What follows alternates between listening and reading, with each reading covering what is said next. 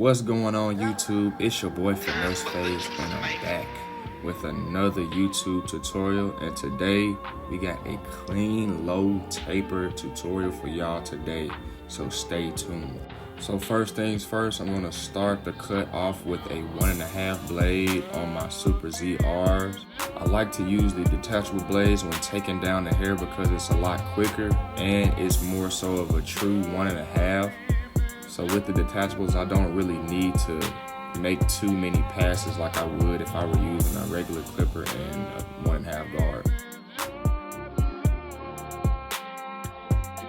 So when I get to the crown of the head, I make sure that I comb it out in the direction that it's growing and that I cut it in that same direction, because the crown area is usually the thinnest part of the hair, separate from the rest of the head, and if you go in the wrong direction, you can easily make a patch. So using the same detachable clippers, I attach a 3-0 so I can bald out my guidelines on the sides and the back. I use a 000 so I don't create a harsh guideline, and it'll be easy for me to take it out when I come back and finish that fade.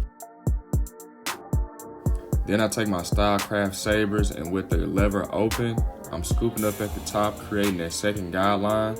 And then I immediately go to my number 1 close. I'm starting my fade by putting in my guidelines first, going up, and then I'm going to fade going down so I can keep that fade in place how I want it to. After creating the next guideline, I take my 1 open and I go with the grain so I can lay that hair down and also pretty much kind of remove that bulk. And then when I come with my 1.5 guard, I don't have much work to do besides just continue to remove the bulk and start my down fading process. And a lot of times what you'll see as I'm fading down, you're gonna see a lot of corner work, so I don't put in another guideline. It'll help me take out those guidelines and make that fade as smooth as possible. And as you're fading, make sure that you are using that comb to put the hair back in place so you can see what you have to do as far as taking out those guidelines. And then I use my half guard open and close to continue that down fading process. And before I take out that middle guideline, I want to go ahead and take out the first ball line that I put in with my trimmers closed and slowly opening that lever up until it blends into that line. I'm using this raking technique so I can debulk right above that middle guideline so we can soften it up. And then once I'm done softening it up, I'm going to use the corners of my blade open so I can take out the rest of that guideline and throw in some detail for the taper.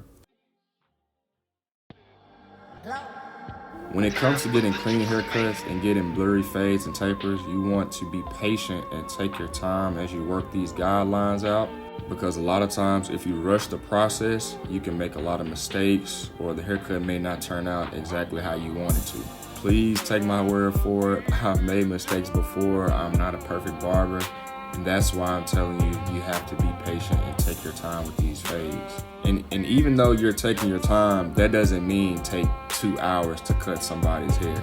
Make sure that you use a system and you stick to it, because having a system and being consistent with it allows you to create more consistent haircuts in a reasonable time.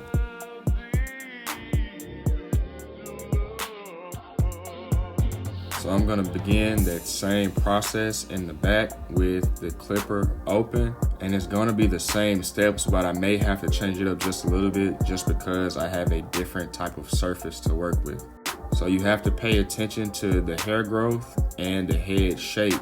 So with that being said, you can see I'm kind of going up under that little fold in the back of my client's head, and you have to make sure that you fade that out properly, otherwise the haircut won't look right. So sometimes you have to go against the grain and dig in that fold a little bit and stretch it out so that it won't look dark and the taper will have a nice flow to it. As you can see right here, that's exactly what I'm doing. I'm stretching it out so I can lighten that area up, because if you don't really do that, then the taper won't look right. And you can also see that the hair is kind of growing sideways in a little bit, so you have to make sure that you're going against the grain so you can get a nice clean cut. But all the steps are pretty much the same. I kind of wanted you to see a little bit what I was talking about with the neck taper, so I'm just going to speed it up a little bit and we're going to get to the lineup process. Also guys, let me know what you guys would like to see in the near future. I'm getting back consistent with this YouTube. I got about 6 more videos that I can upload, and plus I want to get into clipper reviews and other product reviews. So just type down in the comments and let me know what you want to see, and I'll be making sure that I get to those videos. So to start my lineup process, I take my masters open and I go over the lineup to make sure that I can get that hair to lay down. And I don't want any hair to stick up, that way I can have a sharp lineup. I'm using the masters because they have a long comb and it's almost as if I'm using a half guard. Shout out to the game changer for this, but I take some warm shaving lather and a hot towel and I spread the shaving lather over my client's waves to help lay their hair down, and then I come back and dry the hair with some holding spray so that when I go in with my liners, it can be a sharp, crispy lineup. As I line up the nape of the neck, I start with the curve right above the ear first, and as you can see, I'm using my trimmers like a pencil to trace that line. I don't want to take it in too far because once this hair grows back, you can pretty much see on the neck that I pushed it in.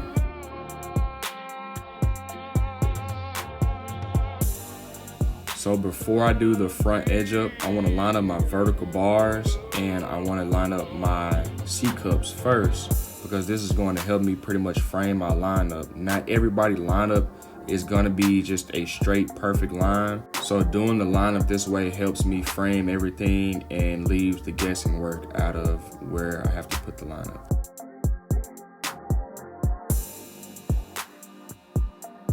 So majority of the time I start my lineups in the middle, and as you can see to his left side, it's a little light. So I try to keep it out as far as possible. And also when you're doing your lineups, you want to make sure that you are taking your time connecting the middle of his lineup all the way to his vertical bar.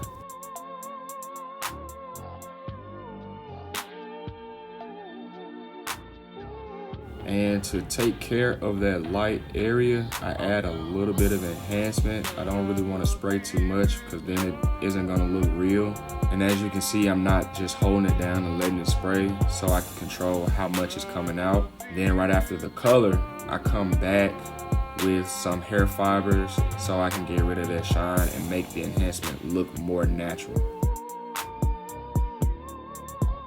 And guys, the most important thing to every single haircut is the detail. So make sure that you're going over the top, getting those little hairs that stick up, and make sure that you always come back with your razor on your hairline so it can be as sharp as possible. But yeah guys, that's pretty much the cut. Like, comment, and share the video if you feel like you learned something. Comment down below and let me know what type of videos you would like to see in the near future.